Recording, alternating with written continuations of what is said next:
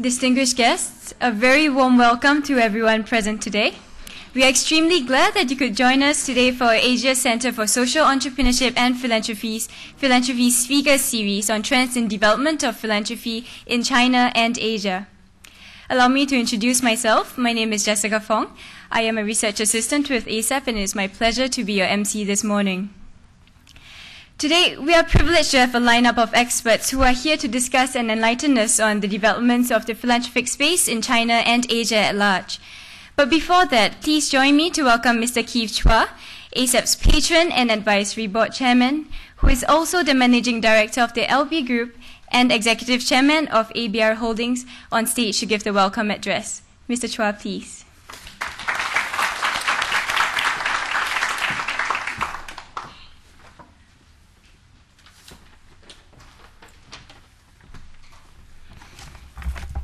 It's my wonderful privilege and honor to welcome each and everyone to this very, very timely seminar on philanthropy in China. I'm extremely honored to welcome Professor Wang Zhenyao, Dean of Beijing Normal University China Philanthropy Research Institute, and esteemed members of the China Foundation Leaders Study Tour. I trust for our friends from China that the past 2 days' visit have built on the Philanthropy in Asia Summit, both in content and interaction. On Tuesday night, when we had our dinner together, I mentioned briefly that as you visit the various centers in Singapore, that you will see clear evidence of the impact of the early philanthropists in Singapore, most of whom were successful business persons of Chinese origin. The place we are meeting in today, the Lee Kong Chian Wing, is named after one of the leading philanthropists of his time. He established the Lee Foundation, and the Lee Foundation has enabled his legacy of philanthropy to flow into subsequent generations, I believe now into the third generation. And Mr. Lee Kong Chian was also mentioned at the Philanthropy Summit by our former President Nathan as one of two people that made a key impact on his own perspective on philanthropy. Today, the Lee Foundation continues to contribute very generous amounts each year to education, healthcare, and many other charitable causes. In fact, one of the more recent donations was 150 million to the Nanyang Technological University. I hope you don't mind me mentioning that we're in NUS, but we're all in the tertiary field together. They contributed 150 million to the NTU to establish the Lee Kong Chian School of Medicine. So that's just an example of what's happening, continuing to happen today in the legacy of the early philanthropists in Singapore. The question I would like to pose is, should philanthropy in Asia, and by this I refer to the entire sphere or spectrum, including questions such as the basis of philanthropy, the impact of philanthropy, the nurturing and encouraging of philanthropy, and so on, should this be, in a sense, just left to evolve by chance? And I imagine that the answer increasingly is no. For example, in Singapore, government seems to support this, and hence in Singapore, we have the establishment of the NVPC that some of you visited, and the P in NVPC stands for philanthropy. Banks in the commercial world increasingly recognize this trend as well, and many have developed units focusing on philanthropy and providing a whole series of advisory services to their clients. And then we have the establishment in China of Professor Wang's CPRI, and in Singapore, the NUS Business School's ASAP, are recent initiatives that reflect a place for philanthropic research and study, and I hope practice as well, in Asian countries. Much has already been spoken this week on the many facets of philanthropy in Asia. There was much shared in the summit that, if implemented, will certainly take Asian philanthropy into the next level. So I don't intend to say much more on that today. Instead, allow me in a brief moment to just throw a perspective on philanthropy in China that could have tremendous positive global consequences. In the year 2000, the United Nations launched the United Nations Millennium Development Goals with several objectives, one of which includes poverty alleviation. And the plan was that in 15 years, that is until 2015, the intention would be to see a world that would almost eradicate extreme poverty. And extreme poverty in definition today, in today's value, is for anyone earning less than US $2 per day. At the midpoint mark, halfway through this 15-year plan, in about the year 2008, there was an evaluation on the progress of amongst the nations that were that were being helped through the UN MDG. China scored the highest in terms of success and in terms of advancement during the first few years of this. But several countries in the continent of Africa continued to be among the lowest in terms of what were achieved in the first few years. And there was even the concern that many of these African countries may not be able to reach goals set for them by 2015. China, of course, as with all countries, will always have sectors that will need help domestically. So all our countries will always have internal domestic needs that will require our charitable and philanthropic efforts. However, I believe, having seen the past years of philanthropic evolution, I increasingly see philanthropy like water. It has a way of finding its own level. The reason it does not find its own level is because of man's intervention or man's lack of intervention. These could be by way of governments, including tax or legislative factors. These could be self-imposed. These could be scale issues and so on. Remove these as much as possible, and I imagine that philanthropy, as with globalization, will find its own level. Around about 2006 or thereabouts, China intervened in a significant way in the continent of Africa. In a very short time, trade and aid was established with most African countries. A gathering a couple of years later, if I recall correctly, there were 48 out of the 52 African heads of states gathered in Beijing. No other country has achieved this. Today, with the trade, with development, and particularly, I believe, with the trade and with China, the African economies are now seeing a turning around, although the recent and regular shocks of the global economic systems keep setting some back. I see the logical progression between China and Africa towards increased trade, moving rapidly into the private sector, and possibly increased air links, and with this, possibly the expansion of travel and tourism. But here is where I also believe it's a timely opportunity for the philanthropic sector in China. And I can think of many ways that China can help Africa in the philanthropic sector. It is highly possible that successful business people will lead the way. Global issues relating to health, education, poverty, and the environment will have to include the well-being of the continent of Africa. In my own personal interaction with some cross-section of African community, there is also an increasing readiness to resolve Africa's woes once and for all.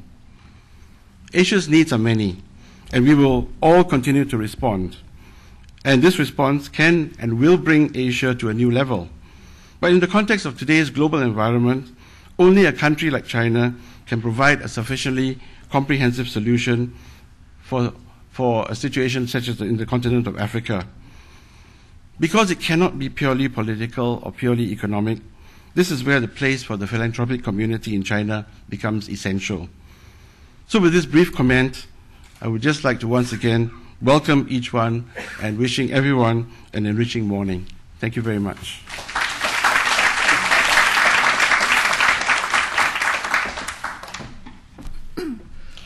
Thank you, Mr. Chua. Now, in this subsequent segment, we will be inviting the various panelists to give introductions of social policy, social capital, volunteerism, and philanthropy as seen in Asia, before a panel discussion evaluating the China experience against those of other Asian countries commences. So the first speaker we have today is Professor Wang Zhenyao, Dean of China Philanthropy Research Institute of Beijing Normal University. Prior to this appointment as a professor and doctoral advisor at the university, Professor Wang most recently worked as Director General of the Department of Social Welfare and the Promotion of Charities in the Ministry of Civil Affairs, otherwise known as MOCA, in China, and previously also served as Director General of MOCA's Development of Disaster Relief. We are very privileged to have Professor Wang as our keynote speaker today. So ladies and gentlemen, please put your hands together to welcome Professor Wang on stage. Professor Wang, please.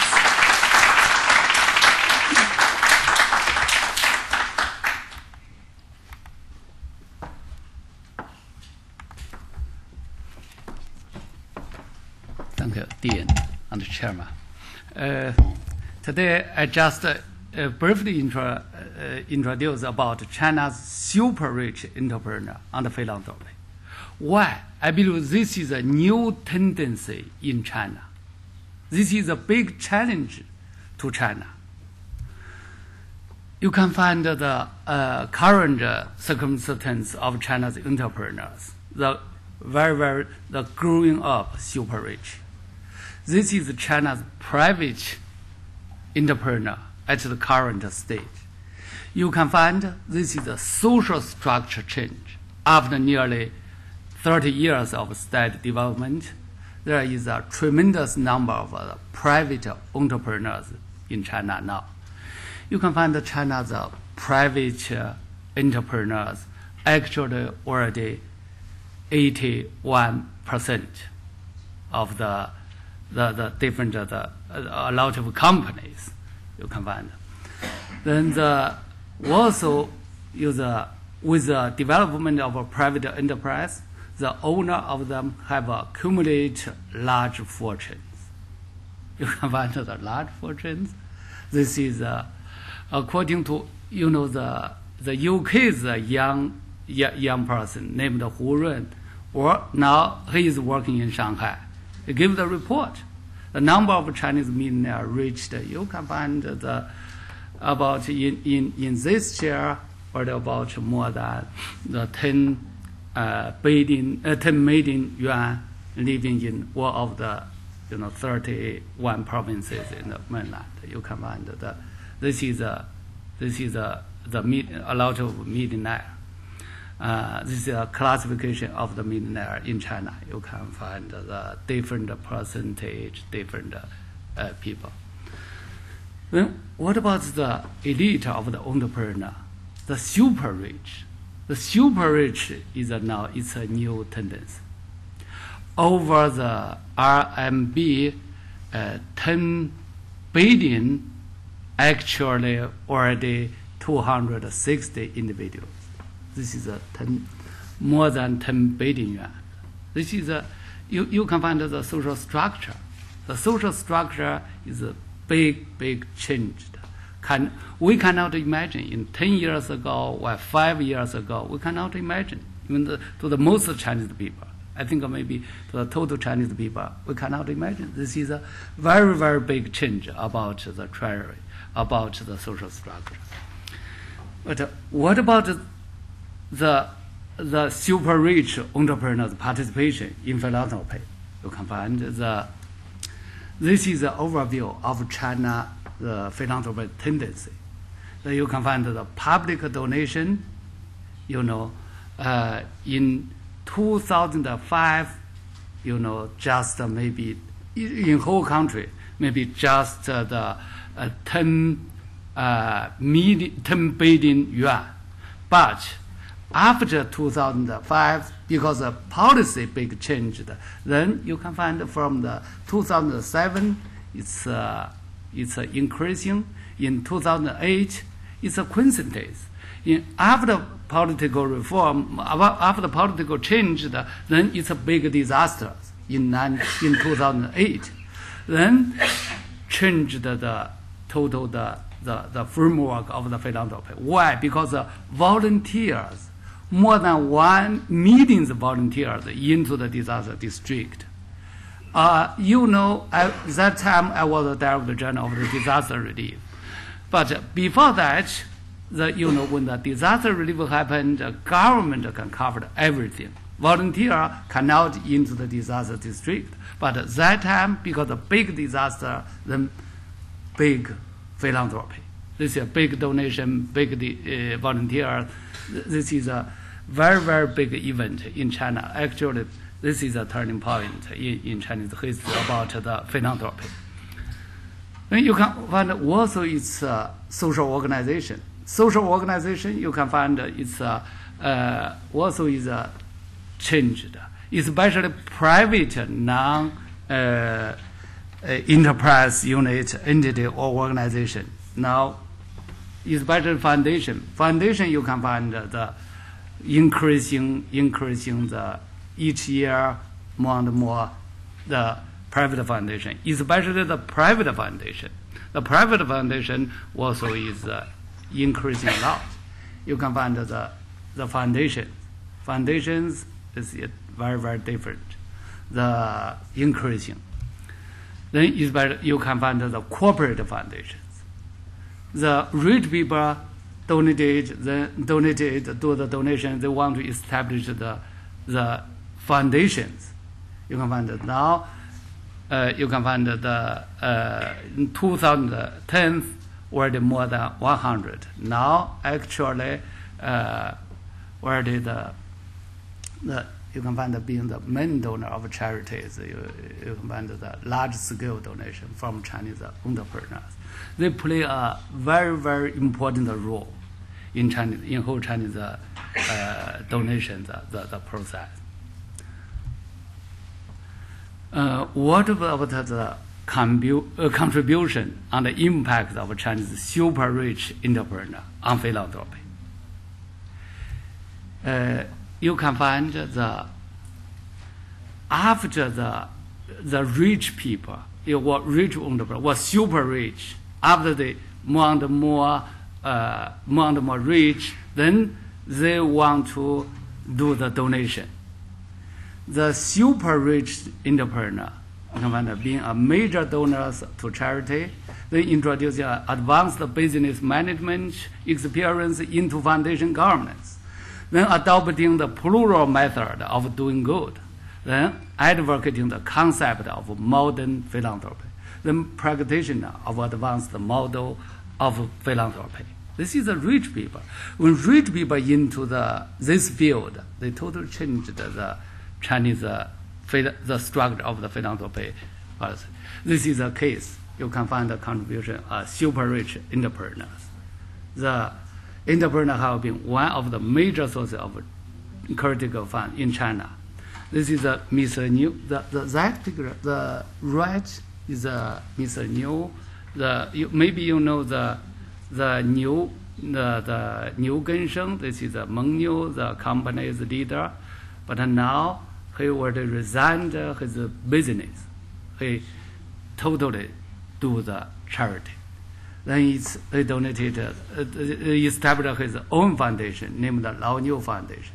Then Mr. Wang Zhenyao also donated a lot of about the 2.7 billion in last 22 years. Then you can find another the super rich entrepreneur is named the Cao Dewang. Cao Dewang is donated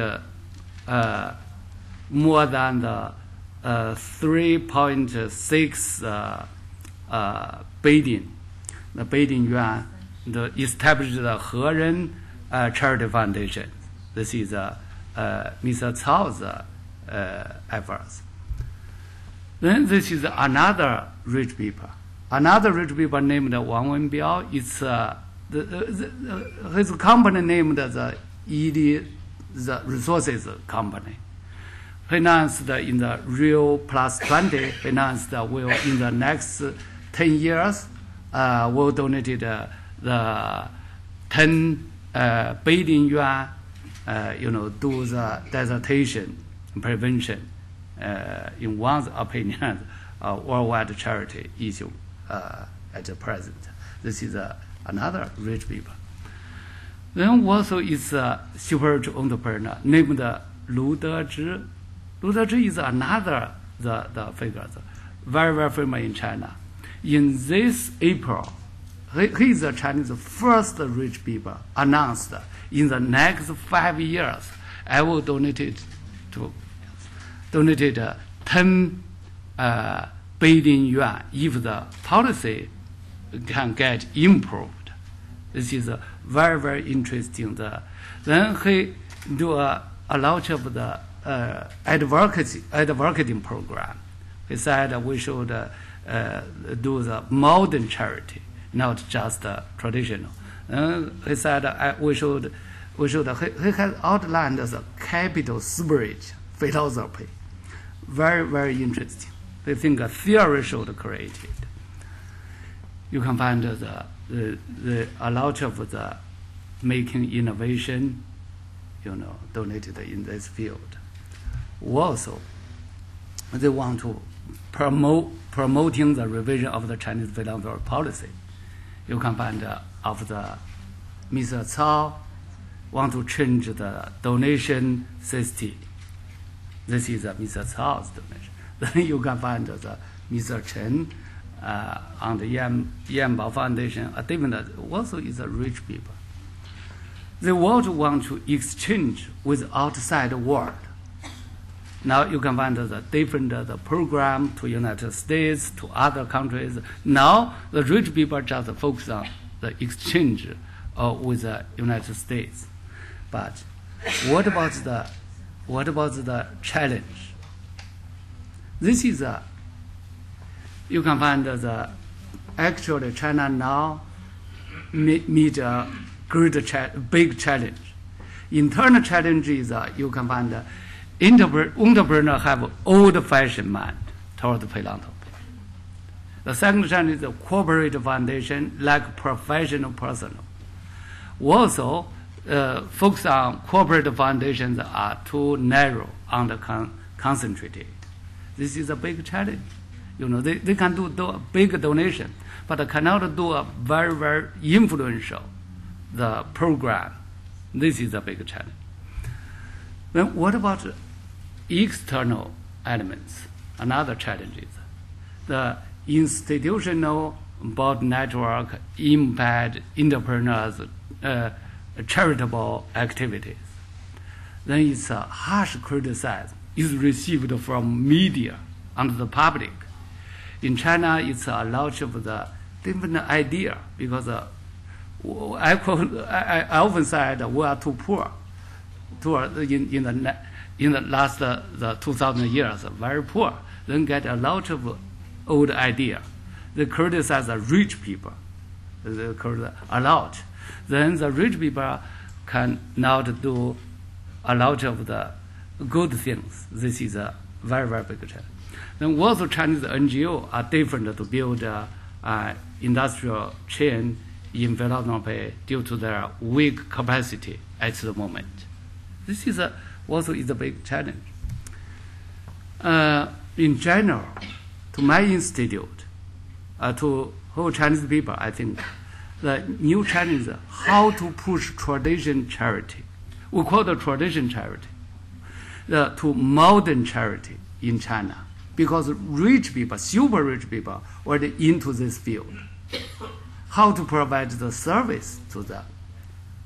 Then how to popularize the knowledge of philanthropy at China. Yeah. Then it's a very, very big challenge. We find we are short of the fundamental, the knowledge about modern philanthropy. Then how to design the dialogue among super rich entrepreneurs. I can tell you the good news of this morning. I will send an MOU with Dean, with business school. I think we will have a good beginning. Why? We can learn from your school, learn from Singapore. From last 4 days, we got a lot of idea. I believe this is a great chance to Chinese people, to Chinese philanthropy. Thank you so much.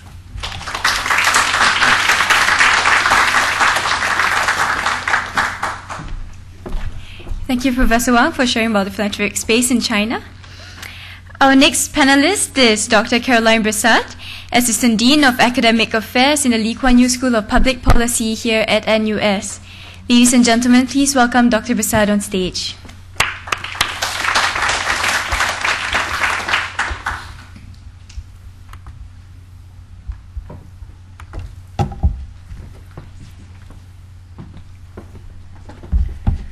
Thank you very much, Jessica. Thank you very much, Dr. Wang Zhenyao, for sharing these insights. I think I might echo a few of them in my presentation. I have been invited to this panel due to some research done on volunteerism in Asia, which means that I will focus today on the people behind and at the forefront of philanthropist activities, if I may say. Part of my research was about trying to establish what are the current trends in Asia with respect to volunteerism. The first trend was that there was an increased awareness about the role of volunteerism. And that meant a little bit more emphasis on perhaps looking at regulation to protect the volunteers as well, not just defining what organizations which organizations should be involved in volunteerism and what type of activities considers volunteerism, but also the protection of volunteers. One example would be, especially in the context of post-natural disasters, when volunteers are perhaps sometimes at risk. So we just heard from Professor Wang about 1 million volunteers being involved during the post-earthquake in China, so in 2008. In fact, I'd like to take that example as to illustrate the fact that natural disasters in Asia have caused basically a shift, and most of the changes that have occurred in the sector of volunteerism recently have emerged as a result of these large-scale natural disasters. For example, in December 2004, the tsunami close to Singapore has really woken up a lot of us and created unprecedented levels of fundraising for philanthropic activities. 88 million Singapore dollars were collected at that time. And I believe about 65 billion RMB were collected for the 2008 Sichuan earthquake. So let me turn now to the second trend. I will talk about 5. The second trend is about the increased importance of short-term volunteerism. It's very costly economically for people to volunteer for long term. So traditionally, the volunteer sectors has been focusing on these kind of longer term exchanges, which are quite heavy to manage. But I think more and more organizations are now focusing on capacity building short-term volunteerism strategies or models. Singapore is one of them. Singapore prides itself in focusing or specializing in capacity building for their developmental efforts, so people-to-people investment. And that leads to models such as sending doctors, teams of doctors and nurses for 1 to 2 weeks to work with specific departments in hospitals and do some training of trainers and eventually having a longer term impact. So because these people cannot take off for much longer than a couple of weeks. And so governments have been encouraging this. I think in Singapore, what we have seen as well is for medium-term volunteerism, the government, for example, Ministry of Education, subsidizing partly the salaries of teachers to be able to go abroad and teach for a few months or a few weeks, so that to enable this kind of capacity building to happen, because it's so, as I said, costly.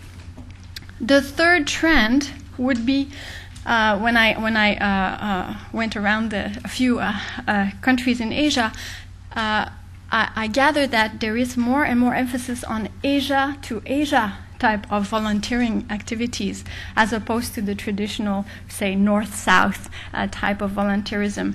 And one of the interesting aspects of that was the targeting of the Asian diaspora. So Asian people living abroad, not in their countries anymore. So another type of Asia to Asia type of volunteering. And I think that what's encouraging in China is that the registration for volunteers in China is no longer based on individual ID cards, but based on passport number, which means that anybody who has a Chinese passport can register online to these volunteer opportunities.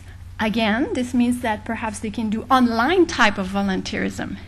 There are some issues with that kind of volunteerism. However, that when you have a budget, online volunteers do not appear.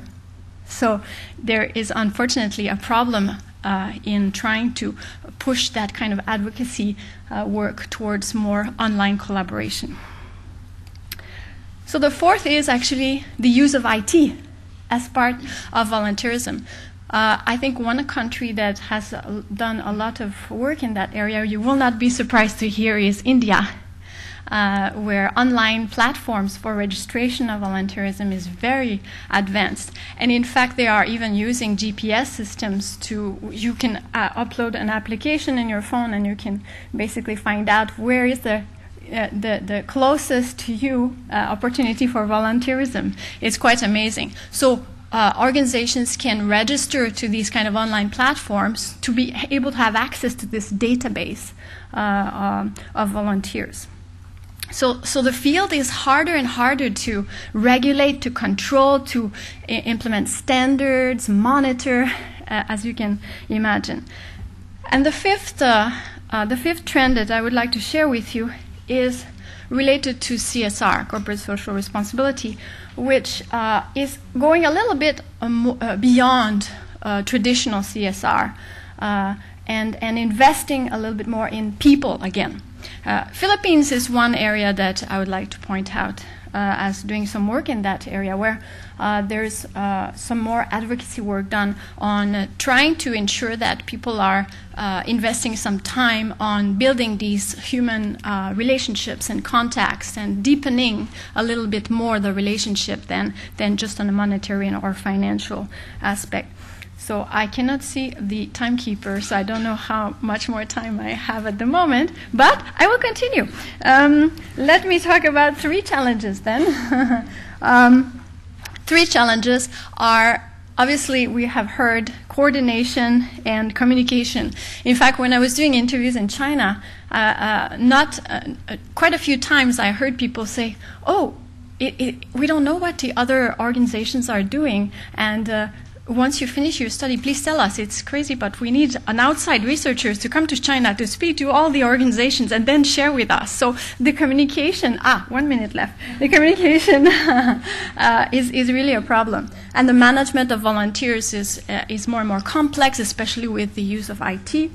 And the last challenge is the one I want to spend my 30 seconds on, which is the lack of attention paid to the impacts.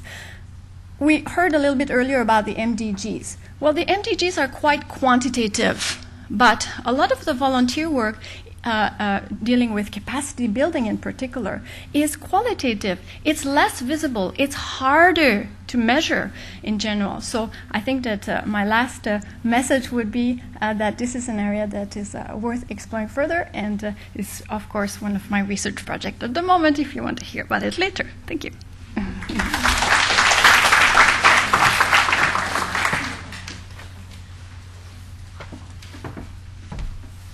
Thank you, Dr. Brassard, and a very interesting insight into Asia.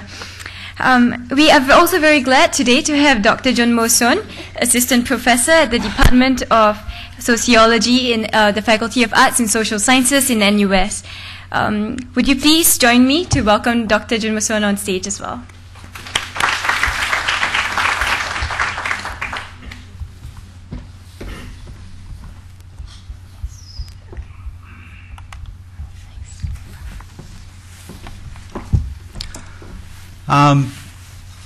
It's my pleasure to be invited on this very meaningful occasion and event, and it is my pleasant surprise that I was introduced by my student who was in my class last semester. Okay, so please let me know when I have 3 minutes left. Yeah, so being a sociologist, I think I may complement the story from the bottom up. So we learned about some super rich, how can I say, the donors and people who give their resources to the volunteer organizations and the big causes. And I'd like to share what kind of social profile the Chinese volunteers have, and then compare the profile against that of the United States and a little bit from the Taiwan. Okay. Yep. So much has been known about the social profile of the volunteers in Western societies. So if you are interested in this particular topic, you may look at the book called Volunteers, titled Volunteers, written by Joonmo Son, about 600 pages thick book. You can know every bit of the profile of the American volunteers with that book. But the findings we could read from various articles and books, can those be applied to the Chinese volunteers? That's the question that I want to raise in this talk. And does volunteering contribute to generalized trust? This is actually my research topic nowadays. So what's the relationship between memberships in volunteer associations and generalized social trust, which is one indicator of the public good in any society? So this is the brief profile of the American volunteers.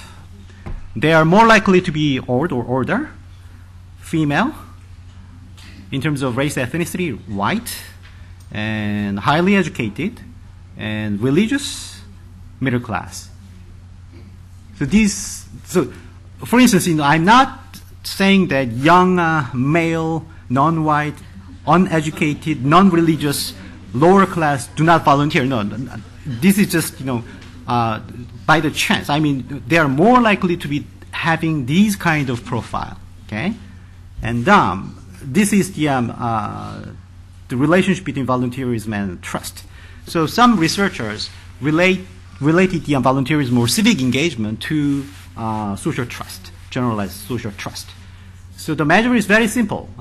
It's implanted in the World Value Survey for many times. So do you think most people are trustable? That's a very simple question, and it created many research projects out of that. Anyhow, so we generally assume that volunteerism is related to generalized social trust. It could be kind of mutually enforcing, right? So when you have more memberships in voluntary organizations, then you may have much more trust toward the most of the people around you and in your society. And then the other way around, when you had the strong trust about the people, then it's likely that you will have more memberships and then do more volunteer works, right? So this is the data, what happened. Can you help me?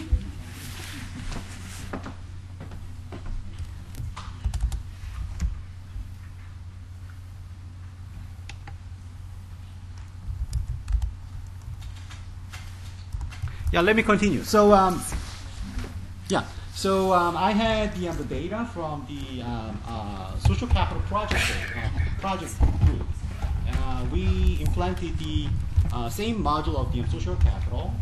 We asked things about volunteering to three populations. The first one, American, the US, and then Taiwan, and the United States. And I wanted to provide some profile of the Chinese volunteers. So what the data tell me is that they are more likely to be younger, not older. And then they are more likely to be male. And then education profile is similar. They are more likely to be more educated, highly educated. And then in terms of the income level, as we heard from the Dean of the Beijing Normal University, Professor Wang, if I'm correct, but they are more likely to be high income earners. Okay? Then there's some difference in terms of the social profile of the volunteers. Yep, this is the file that I wanted to share with you. So it was a multi-stage systematic probability sample from 167 cities of China. So it excluded the rural parts of China, anyhow. So the sample size was over 3,000. And then we asked actually 11 kinds of voluntary organizations, and then whether the respondents had the memberships in those organizations. So it could range from 0 to 11, right? And then this is the result. Number of membership from 0, what happened? To 6, right? So it doesn't go over 6. And then the key finding is this. Only 10% of the Chinese respondents had the memberships in voluntary organizations. Okay, and then compared to that percentage, it was 74% of the American respondents and 45% of the Taiwanese counterparts. And then this is the mean number of memberships from the same the surveys: 2.0 in the U.S. and in Taiwan 0.6. In China, close to 0.2, right? And then this I already told you, right? And then this is the relationship between the memberships in the voluntary associations and generalized social trust. This is simple logical regression of trust. I'm comparing China versus U.S. The main finding is this. What I want to highlight here is that the memberships in voluntary associations controlling for age, gender, educational level, and income, and individual social network, memberships in the voluntary associations, it is highly related to generalized social trust in the United States. However, it is not. It is not related to China. What does that mean? That's a big question to me, actually. I'm struggling with this question nowadays. So, for instance, I told you the mutually reinforcing relationship between generalized trust and the memberships in social organizations, right? That works in the United States. However, you cannot just simply copy and apply the same model in China. Of course, we may need to see more and wait until we see there could be some mutually reinforcing relationship between the two. Yeah, I have 0 minutes. I should finish. Anyhow, yeah, this is the general trend. Okay, thanks.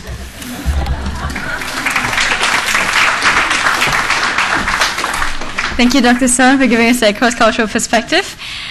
Our final speaker, ladies and gentlemen, is Dr. Zhao Li Tao, Senior Research Fellow of the East Asian Institute at NUS. Ladies and gentlemen, please join me to welcome him on stage.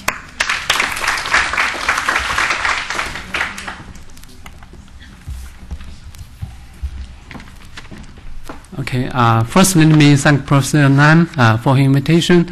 I'm honored to be on the same panel with Professor Wang Zhenyao and also my distinguished NUS colleagues. I've been working on China's social policy reforms, but not specifically on philanthropy. So I want to make a few general points based on my observation and research. First of all, to reiterate a point made by Professor Wang, Chinese society has reached a point where it can sustain the rapid growth of philanthropy. In fact, the momentum has been so strong in the last couple of years that it surprised many people, including government officials. So in China, the official term more or less relevant to NGO is social organization. Government characterizes this social organization into 3 types. One is called social association, 社会团体, and the second is people-run non-state enterprise unit, 民办非企业单位, and the third is foundation. So, of course, not all the social organizations are doing philanthropy. Among the 3 types, the growth of the first 2 is slowing down, but the foundation are still growing very fast in number and scale. So the charts shown by Professor Wang has shown that between 2005 and 2011, the number nearly tripled from 975 to more than 2,600. So in the last couple of years, foundations are one of the main stories in China. Second, not only the society, but the government is also changing. So China's reforms have reached a point where economic reforms are more or less completed, where political reforms seem to be some distance away. So this leaves social reforms a more viable option at this moment. There is a consensus within China that it's time to focus more on social development to make the society more stable and the people happier. So government is also willing and also able to play a larger role in providing social security. At the same time, government is also recognizes that social organizations can help as well. So the implication of this new mindset is profound. So the Chinese government is ready to carve or leave a larger space for social organizations to operate. This involves redefining the boundary between the state and the society. Of course, to reach this point is not easy because China learned a lesson from the collapse of communism in Eastern Europe and Central Asia, that NGOs could be a source of political challenge. So to convince the government that social organizations are not a troublemaker is not easy. Even today, I cannot say government has no suspicion toward NGOs, toward social organizations. But anyway, over the years, both sides have learned to deal with each other in a more cooperative and less confrontational way. So this brings to the third point. To move forward, there are a number of bottlenecks and constraints. Professor Wang has talked some of the bottlenecks. A critical issue from my point of view is still whether the momentum can carry on, whether the government can allow for a larger space for the social organizations to operate, including private foundations. The complaint I often heard is that the way the government regulates the economy, regulates the social organizations, and the way government officials intervene sometimes can make private foundations more difficult to operate, and also make charity work less efficient and less effective than it could be. So in this connection, I want to share with you some of the stories of my friend. She works in Beijing, not as rich as the super rich talked about by Prof Wang, but still she and her friends set up a private foundation and to help students from the poor families in Gansu province. So they registered the foundation in Gansu province under a provincial level sponsoring organization. So initially, the governing board had 5 members, 3 from the foundation side and 2 from the sponsoring organization. So 3 to 2 is still okay to the foundation. But later on, 4 more local officials, they asked to join the board. For whatever the reason, this foundation could not resist. So now it became 3 to 6. Of course, this frustrated the foundation in a number of ways, but still, this is not the most disappointing part, because the members of this foundation work full-time in Beijing, so they could not travel often to Gansu, which means that they have limited capacity in identifying the needy students. So they chose a number of schools, and they relied on schools to nominate students. This year, they were very happy to know that one of the recipients did very well in the national college entrance examination. In fact, one of the top 10 students in Gansu province. So they were so happy they decided to pay a home visit. According to the application form, this student, his father doesn't have a job, and no information was provided on his mother, so they assumed his mother has passed away. But what they actually found out is that this student lives in a very nice house. His father is a local official, head of a local government bureau, and his mother is still alive, also a local official. So they were very angry and also upset because they trusted the schools, but schools abused the trust. So you can see what could happen to a private foundation. So having said this, I want to end my brief talk with a more positive note. As I said earlier, China now reached the point where such organizations are more resourceful and are also willing to do more in philanthropy. So what they need is a larger space from the government. So the Guangdong actually is taking the lead in this regard. They are doing reforms to streamlined approval, administrative approval, transfer some of the government functions to such organizations, and also nurture organizations to enhance their capacity. So hopefully this marks the beginning of a new stage of development for China. So let me stop here. Thank you.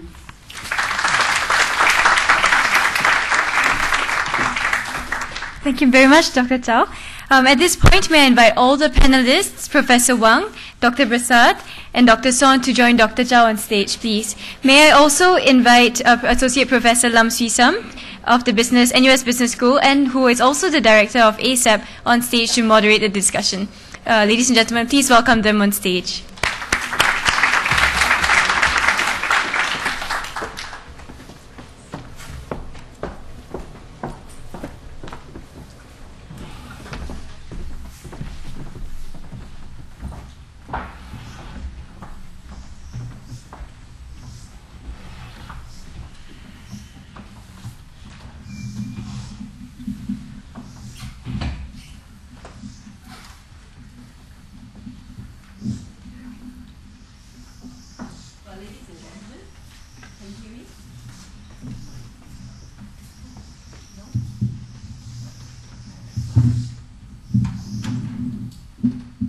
Our speakers just now for giving us a very interesting introduction to the scene in China as well as in Asia. And in brief, we see discussions that were brought up on the three sectors, which is the public, the private, and the people sector. And we have spoken a little bit in terms of introduction of the research that was done on the people sector, in terms of volunteerism, the flow of resources from the people to the people. And then we talk a little bit about the private sector, where high net worth individuals and businesses come together to form foundations to channel the flow of funds to those who have need. Then we also have a discussion on the government, and the role of government both in China as well as a little bit in Singapore, to direct the interplay between the three, among the three sectors. So now I'm going to take a little bit of the discussion forward. We will probably have time for a couple of questions afterwards. So I would encourage you to look down your question. You can come to the mics later on when I open to the floor to take the discussion to the floor. Okay, first I would want to direct this question to both Professor Wang, right, as well as Dr. Brassard as done on volunteerism, starting from the people sector. How has volunteerism evolved in China, and how different is it compared to the Asian experience? So perhaps we will start with Professor Wang on the discussion on volunteerism, how it's evolved over the years.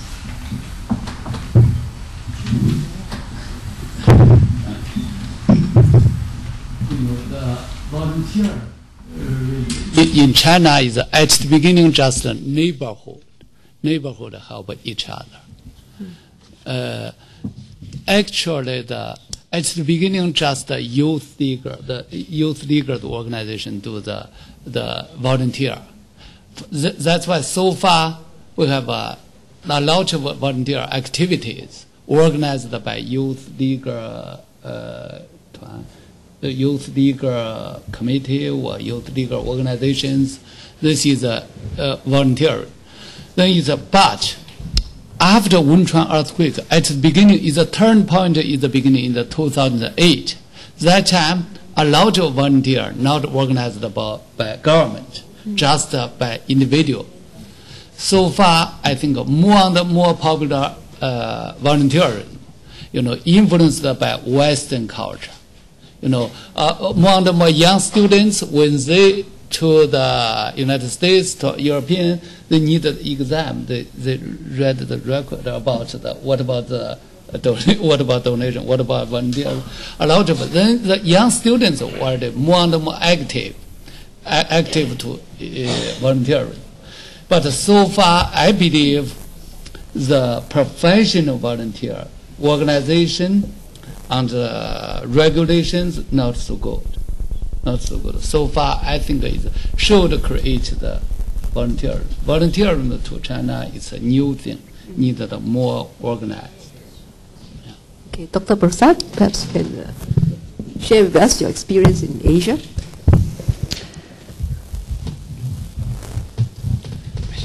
I think one of the emphasis now in China is really to look at standardizing regulations across provinces.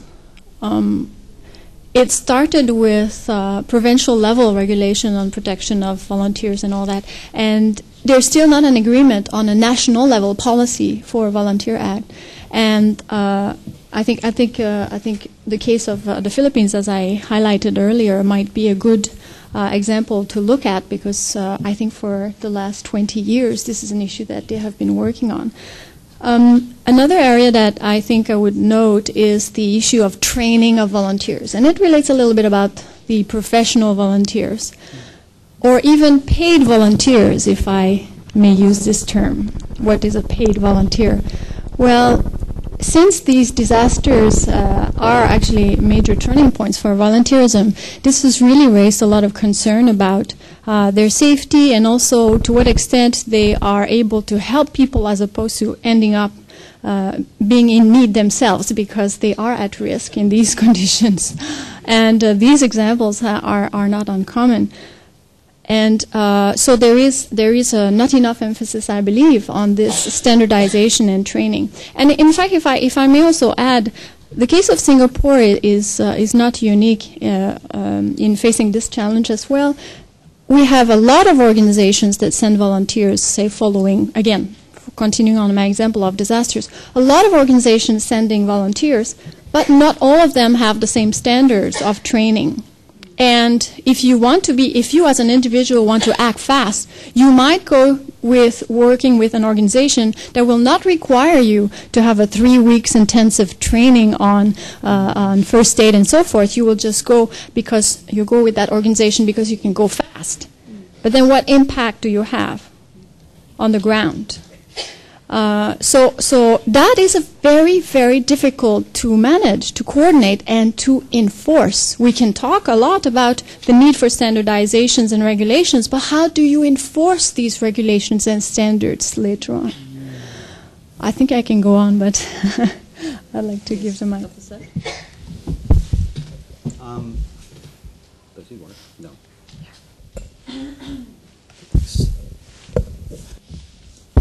I'd like to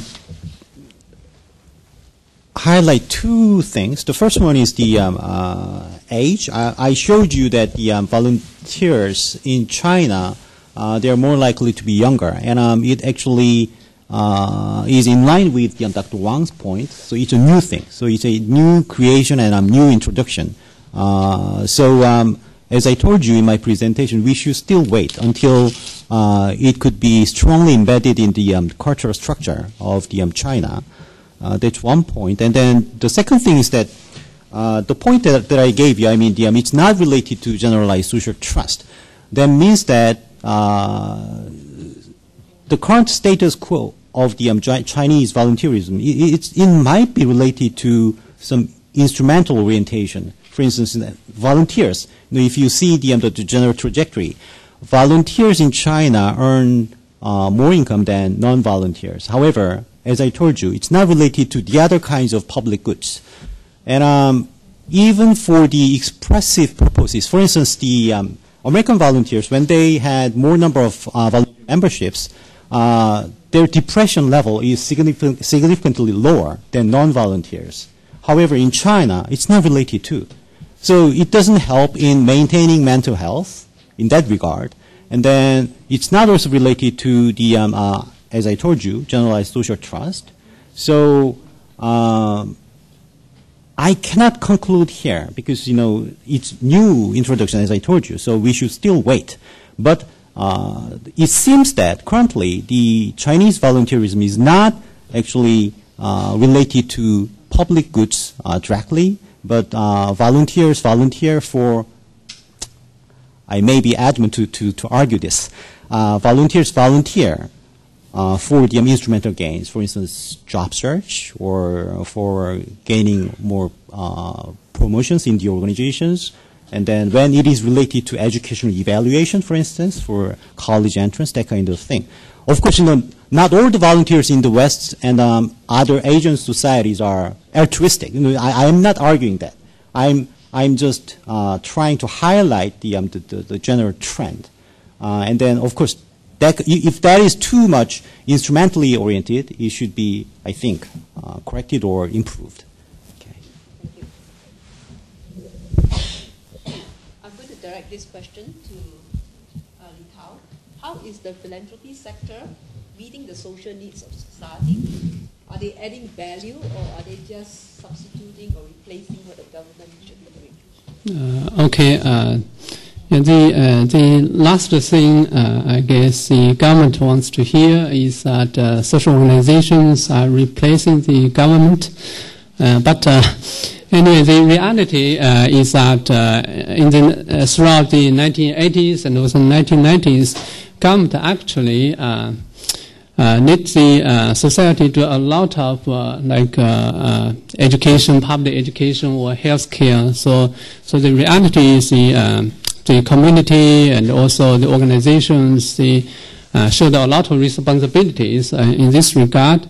And this of course created a lot of problems because China is very large, and also so a lot of regional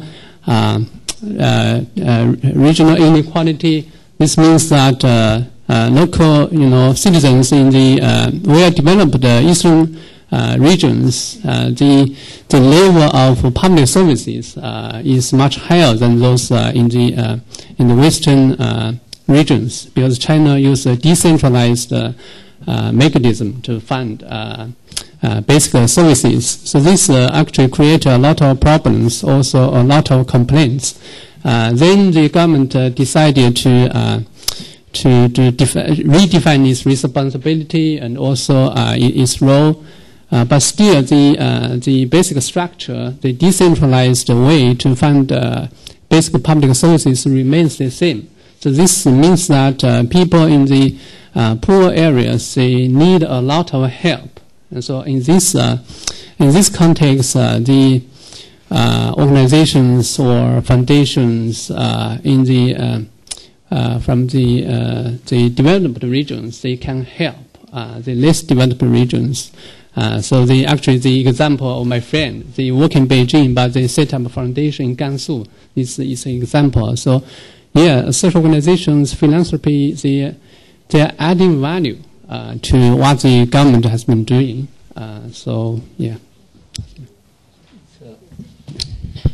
I want to say something. In China, now my institute program, because according to my experience in the government, how to make Chinese people, not only government, also the scholars, understand that philanthropy can provide a social service. This is a big challenge to China. Why? You can find in China, philanthropy actually would be often the politicalized. Scholar and the government more notice about the political function, such as political participation or something. But we need to make Chinese society understand philanthropy is unpoliticalized, depoliticalized. They can provide a social service.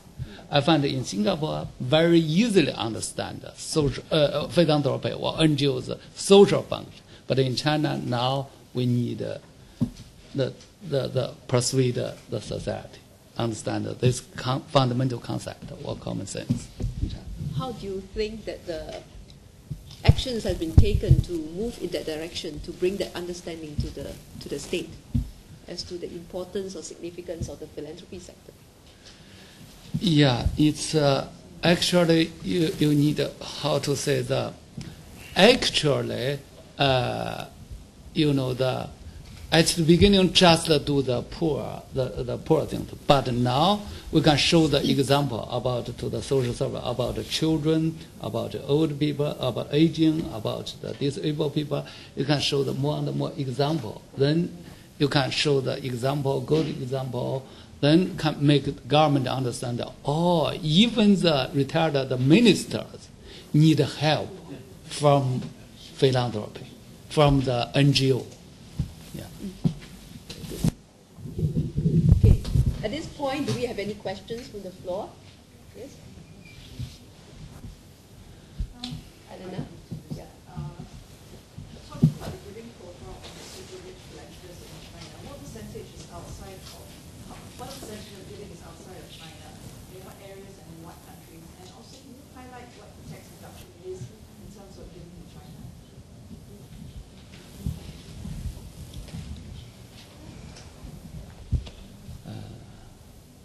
So the question is, what percentage of the giving in China goes outside of China? This one.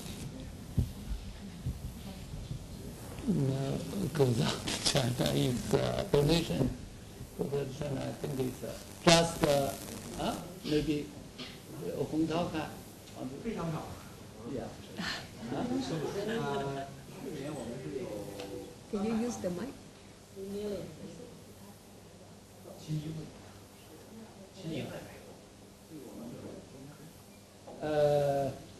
如果more and more, actually, such as last year, one program is Mr. Lu Dezhi donated to outside. One program is $1 million to support donated to the Rogers University. Different program. In general, more and more popular. 但是教授有个问题，就是中国的企业家在海外投资的时候，他会直接把这个钱捐给当地的政府，这个数据是我们没有办法理解。还有非洲小学的是非洲希望工程做了很大的努力。我们是这个日本这个地震的时候给的，还有一个There's like a lot of information, different organizations, such as the Japanese earthquake, Africa. Haiti earthquake, a lot of donation involved by Chinese NGO or Chinese foundation. Yeah, so the participation from the floor came from the delegates of the China NPO leaders delegation to Singapore. And in summary, what they are saying here is that there are Chinese organizations operating outside of China. And these organizations are the one giving, but to date there is no statistics to show us to what extent Chinese are giving to the rest of the world. So we need to wrap up our discussion here. I was told that I have no time left. So in summary, what we are trying to present to you as what we have seen from our speakers here,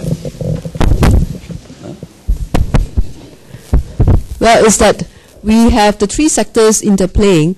In China, we have a very unique model where, because it was a one state or one party government, it was a state driving the other two sectors. So it was the public sector now becoming aware of the importance of the private sector, which is the philanthropic money coming in. And because of the disaster that came on in the last few years, increasingly the significance of the rising importance of the people sector in terms of volunteerism and also self-help within the community.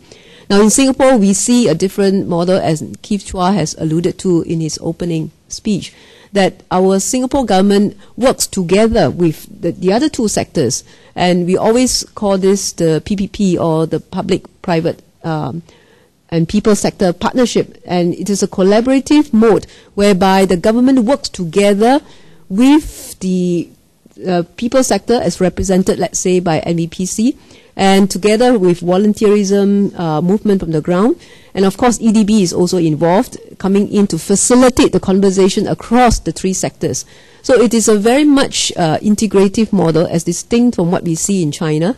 And also for the different countries in Asia, at different stages of development, we see the relative dominance of the three sectors varying across the stages of development. So it is going to be a challenge going forward for the different countries evolving, and we want to have this discussion continuing. So this is not the end of the conversation. ASAP will facilitate the conversation going forward, and as we would continue to conduct research in university, we will continue to disseminate our learnings to the rest of us. So I thank you for your patience. Thank you.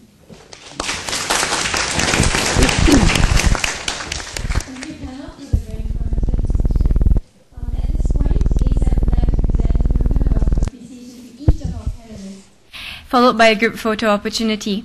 So please welcome Professor Bernard Yong, Dean, and Stephen Ridey, Distinguished Professor in Finance and Management, on stage to do the honors. Professor Yong, please.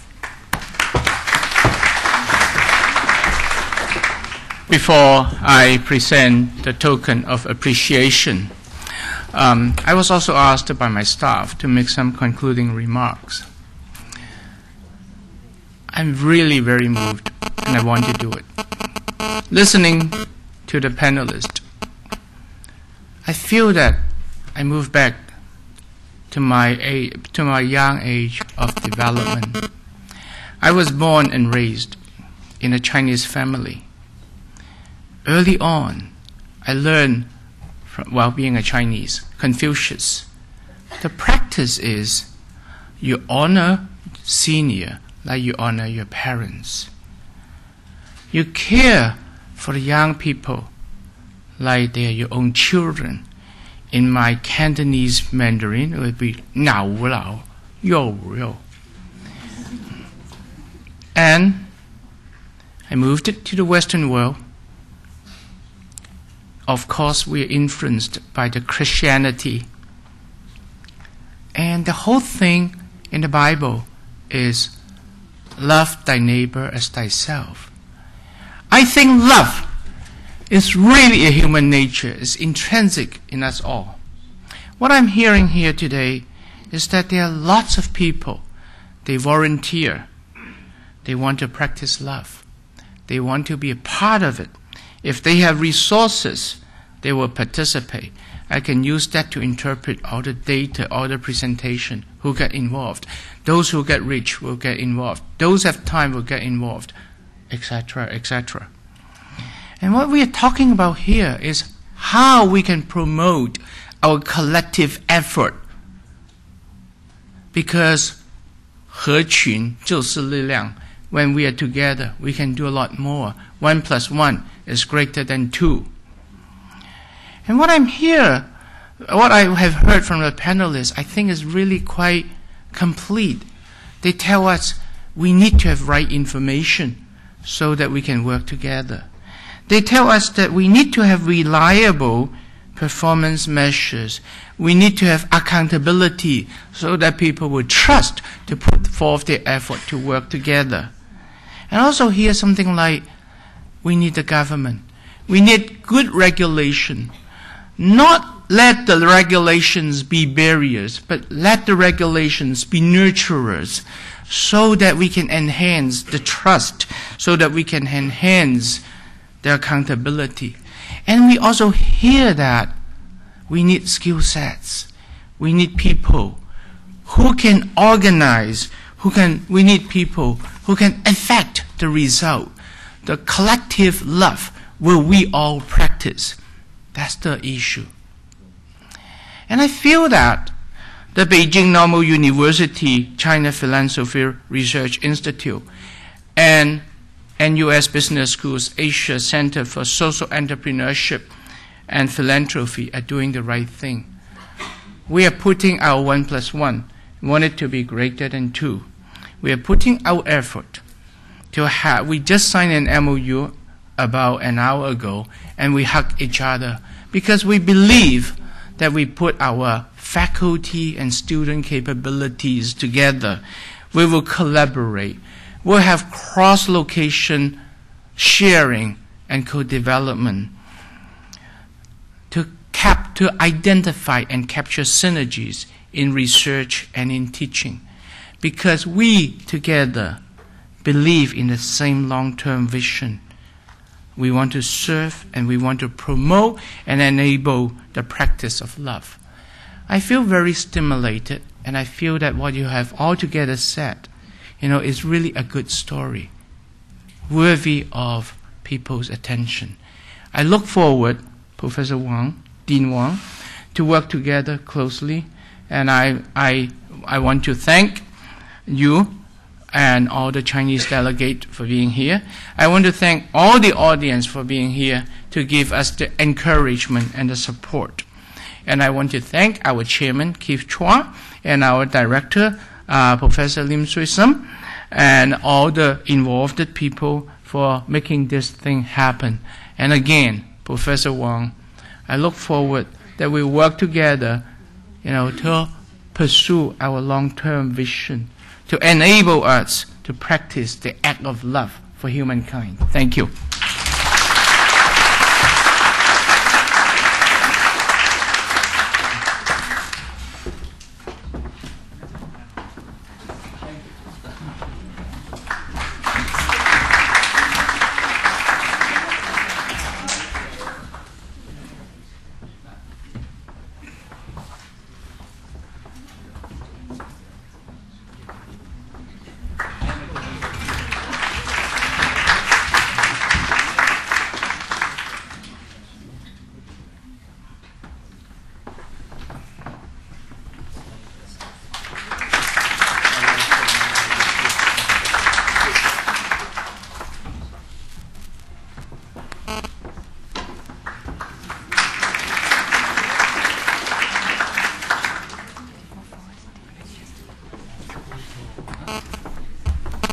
Now, picture taking.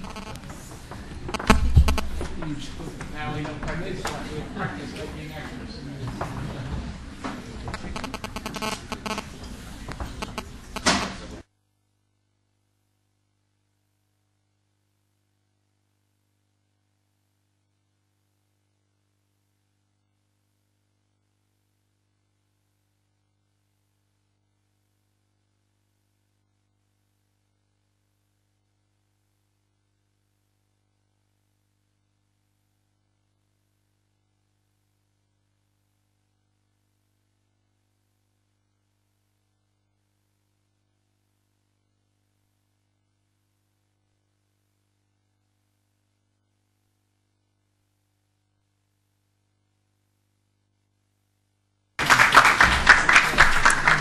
Thank you, Professor Young, panel and moderator.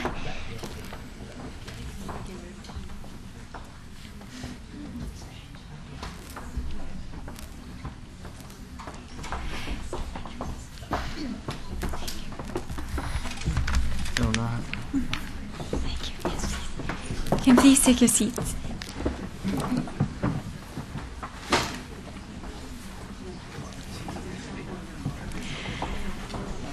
Ladies and gentlemen, we have come to the end of our panel discussion, and we trust that you have benefited greatly from the knowledge that's been shared today. On behalf of ASAP, I would like to invite you to adjourn to the space outside the auditorium for lunch, and we look forward to having a conversation with you.